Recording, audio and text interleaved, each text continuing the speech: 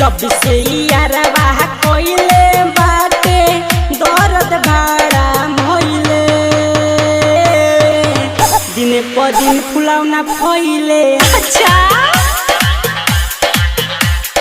जब से यारवा कोइले बाटे दर्द भाड़ा मोइले दिन प दिन फुलावना फैले। कैसन बारे केतनो कइनी माना बाकी मनले ना खूब कइले दिन प दिन दुनो फैले।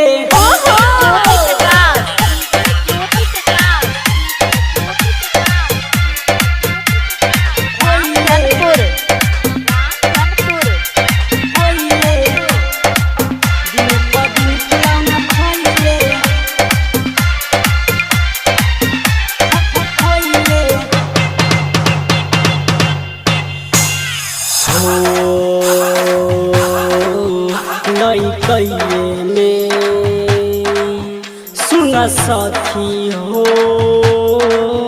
बाटे हमरा के पटैले मन भटकेला जब छुएला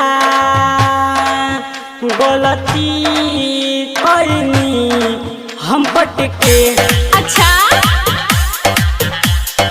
ओकरे जे कोइल दर्द बड़ा भइल भीतरी पूरा घुसैले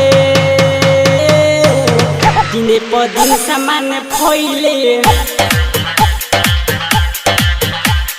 जब से यारवा कोइले बाटे दर्द बड़ा भइले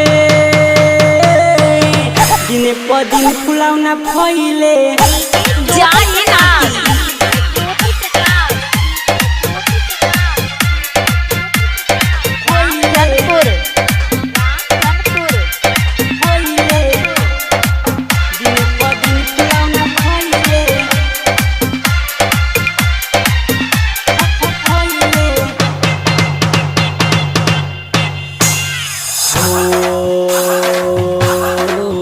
जवानी के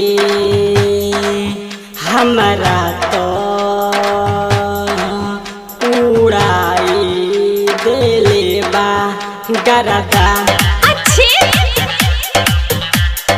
पिया उपेंदर मिलल बा सखी रे मरदा। ऐसन का चंदन राज भर श्याम समरिया रात में बोलैले दिने प दिन समान फैले। अच्छा जब से यारवा कोइले बाटे दर्द बड़ा भइले